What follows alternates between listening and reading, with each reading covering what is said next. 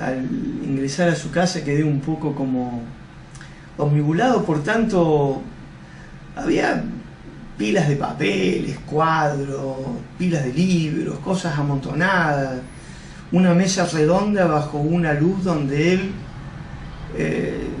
almorzaba, cenaba y pintaba. Y era muy observador, obviamente, y me dice: ¿le gustan mis pinturas? Sí. ¿Usted pinta esos cuadros? Sí. ¿Quiere que le enseñe a pintar? Bueno, le digo, me gustaría. Sí. Bueno, dice, pero con dos condiciones. Yo no le voy a cobrar nada, pero usted tiene que pedirle dinero a su padre e ir a comprar El hombre mediocre de José Ingeniero. Yo tenía 14 años. Lo lee, mañana vuelve y me lo comenta. Si no, no venga más a mi casa. Y bueno, fui, compré El hombre mediocre de José Ingeniero en una tarde, en una noche lo leí. Fue para mí un paso muy grande, obviamente, en mi vida. Y bueno, me empezó a preguntar sobre el libro de José Ingeniero.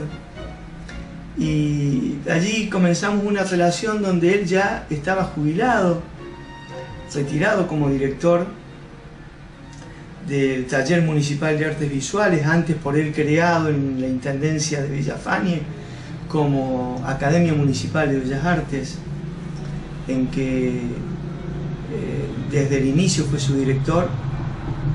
Ahí conoce a una de sus alumnas, Elisa Damiano, a quien luego le sugiere cambiar su nombre artístico y denominarse Elisa Damar, nacida en el Trébol, y que al poco tiempo de ser su alumna se convierte en su esposa.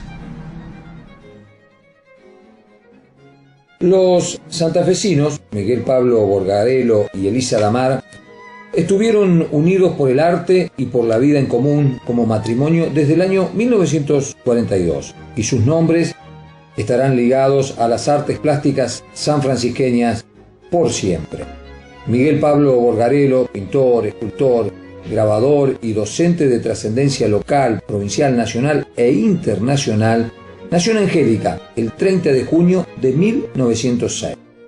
Proveniente de un hogar gringo, en su confesión autobiográfica incluida en el libro Introducción al Arte Plástico, reconocía que comenzó a hablar bien el castellano a los 15 años. A los 20 años ingresó a la Academia de Bellas Artes de Córdoba. Radicado en San Francisco, impulsó la creación de la Academia Municipal de Bellas Artes, de la que fue director hasta 1964.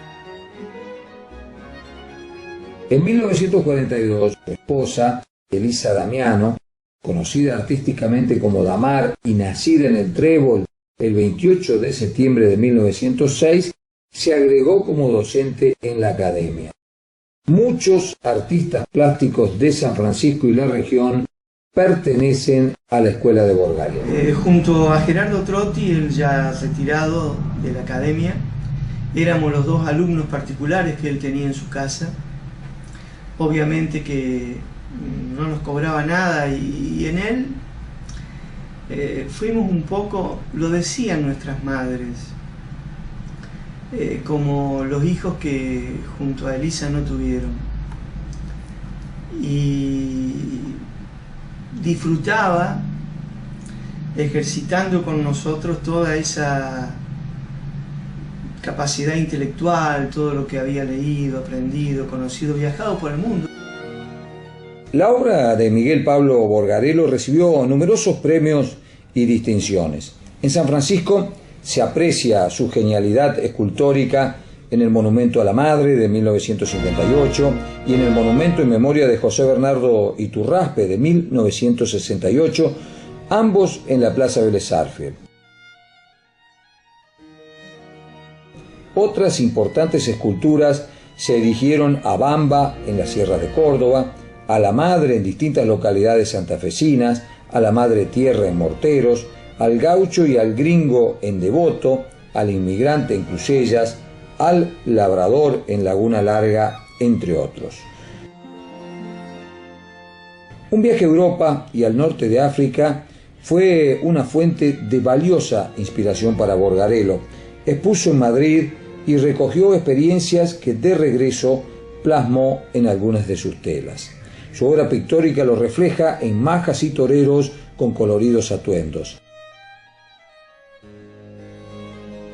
También retrató personalidades como el general Juan Perón, el doctor Alejandro Gallardo, el músico Manuel de Falla o el escritor Juan Filioi.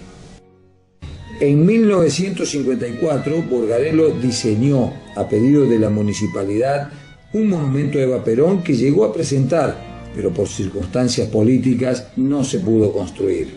Estas fotos, donadas por Mariano Planes, muestran cómo era el proyecto. Su compañera, Elisa Damar, fue una artista plástica de extensa trayectoria. Tenía cualidades artísticas excepcionales. Estudió piano, violín y artes decorativas. Tuvo su propia academia en el Trébol. Eximia pintora, escultora y grabadora, presentó sus obras en distintos centros culturales del país. Participó en salones oficiales de pintura, escultura y grabado en diversas ciudades del país. Su obra se encuentra en museos y colecciones particulares argentinas y extranjeras.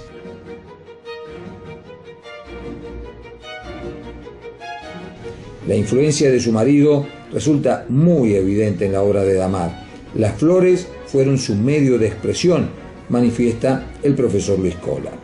Publicó el libro Elisa Damar, que contiene 31 grabados originales y 30 reproducciones de su obra pictórica y escultórica. Elisa creo que fue la otra mitad de la vida de Miguel Pablo, seguramente desde que se conocieron hasta su muerte. Ella le acompañaba en todo, le seguía.